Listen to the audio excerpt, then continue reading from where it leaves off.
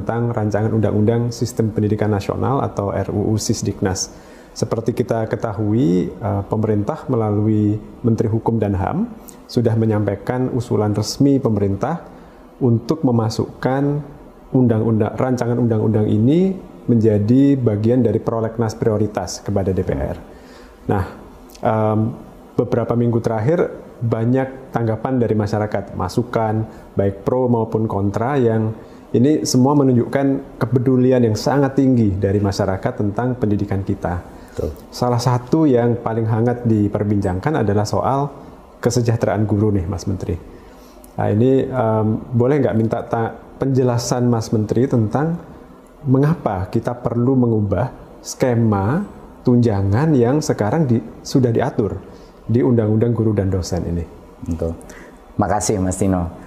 Sebenarnya RUU Sisdiknas ini adalah punya potensi positif terbesar terhadap kesejahteraan guru.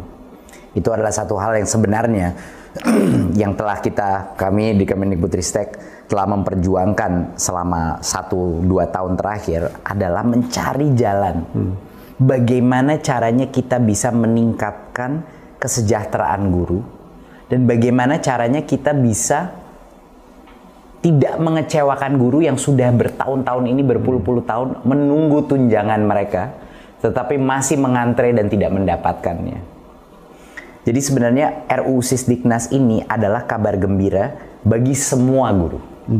Ini suatu hal yang saya rasa saya kepengen sekali berbicara langsung dengan para guru dan menjelaskan betapa besarnya potensi ini untuk meningkatkan kesejahteraan. Ya. Kalau RUU Sisdiknas ini terjadi, ada beberapa hal yang akan bisa tercapai. Yang pertama adalah RUU Sisdiknas ini menjamin bahwa guru-guru yang sudah menerima sertifikasi dan tunjangan tidak akan ada penurunan apapun. Mereka akan terus menerima tunjangan profesi mereka sampai dengan pensiun. Jadi aman, tidak perlu khawatir. Ya? Aman. Ada sekitar 1,3 juta guru yang saat ini menerima tunjangan, dan mereka aman sampai pensiun. Ya. Tetapi ada 1,6 juta guru lainnya yang belum menerima tunjangan profesi, ya, tunjangan apapun, dan mereka ini sudah bertahun-tahun, berpuluh-puluh tahun menunggu jatahnya mereka. Peningkatan kesejahteraannya, ya. Betul. Kalau RUU Sisdiknas ini berhasil kita loloskan, yang 1,6 juta guru ini akan bisa langsung menerima tunjangan, dan artinya kesejahteraan meningkat tanpa harus menunggu proses sertifikasi dan mengikuti program PPG. Ya. Ini kuncinya ini, ya, untuk yang 1,6 juta guru. Ya. Plus, di luar itu, kalau RUU Sisdiknas ini digolkan, untuk pertama kalinya di Indonesia, guru-guru PAUD, saat ini ada sekitar 250.000 guru PAUD, guru-guru pendidikan kesetaraan, dan guru-guru pesantren, itu bisa juga diakui sebagai guru. Dan pada saat mereka memenuhi syarat, mereka bisa juga menerima tunjangan. Ya. Jadi RUU Sisdiknas ini sebenarnya semuanya kabar gembira. Nah, sekarang saya kepengen menanyakan ke Mas Tino, kalau begitu kenapa ada begitu banyak suara-suara dan isu pro kontra yang sekarang sedang tersebar? Kemudian saya tanyakan Mas Tino, kira-kira kenapa ini Mas Tino? Satu, semua perubahan itu pasti menimbulkan kecemasan, ya. Ini perlu kita pahami, perlu kita maklumi juga. Karena itu kita melakukan banyak komunikasi publik, termasuk seperti dialog sekarang ini, Mas Menteri. Betul. Ada kekhawatiran bahwa pertama, bagaimana dengan guru-guru yang tadi sudah menerima tunjangan, kalau undang-undang yang lama dicabut, apakah tunjangan mereka tetap diterima? Dan ini Mas Menteri tadi tegaskan bahwa mereka tetap dijamin menerima tunjangan profesi yang sudah diberikan sampai dengan pensiun. Itu ada di pasal 145 ayat 1. Betul. Jadi di pasal RUU Sisdiknasnya, Betul. bukan janji dari pemerintah. Bukan, itu eksplisit ada. Ya, ada jaminan. Jadi ada aman. ketentuan transisi yang menjadi pengganti dari undang-undang yang dicabut. Ya, jadi itu aman.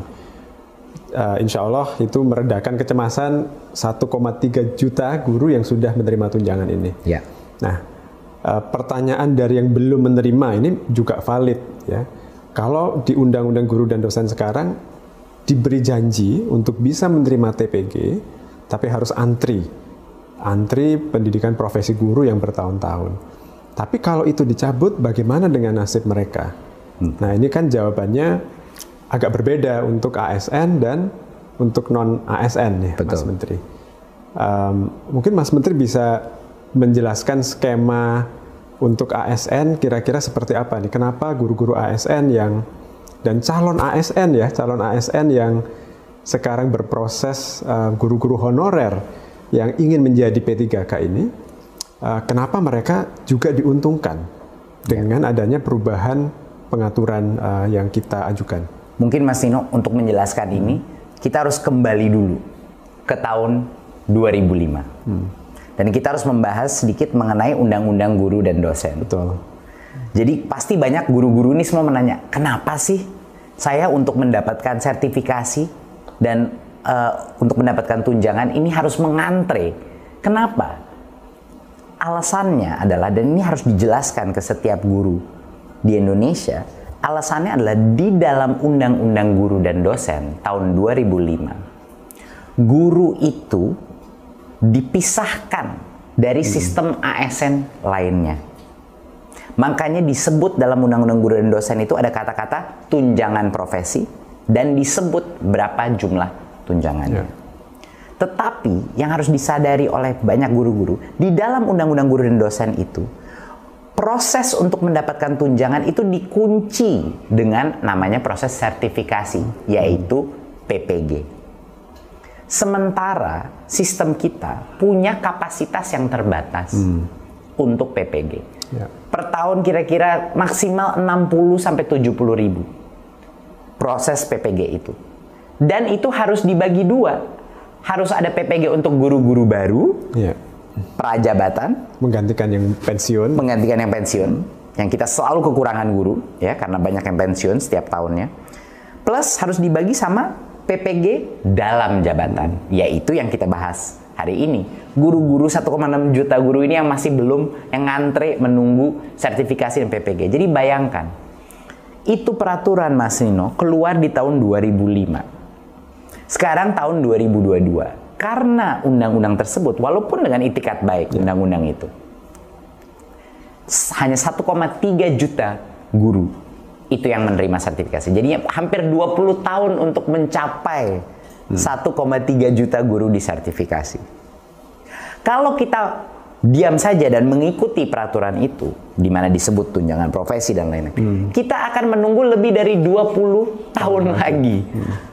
Baru yang 1,6 juta ini bisa semua selesai disertifikasi, dapat PPG-nya dan akhirnya menerima tunjangan.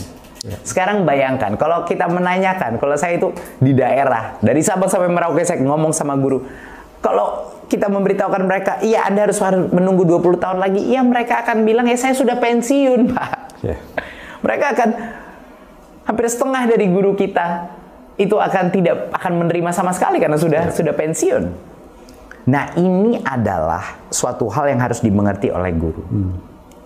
Kenapa mereka harus mengantre? Karena di Undang-Undang Guru dan Dosen, mereka dikunci dengan sertifikasi karena ada pembedaan sistem tunjangan mereka. Makanya namanya tunjangan profesi disebut situ, itu yang membuat guru itu diperbedakan dari contohnya ASN lain.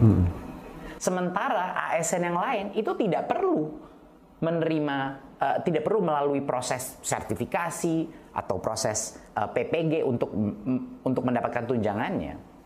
Jadi kalau misalnya Mas Nino, guru-guru ini disetarakan kembali dengan undang-undang ASN, ini untuk guru-guru negeri ya. Kalau mereka untuk P3K, guru PNS, kalau mereka disetarakan lagi dengan undang-undang ASN, mereka akan bisa menerima tunjangan langsung tanpa mengantre sertifikasi dan PPG. Jadi kenaikan tunjangan.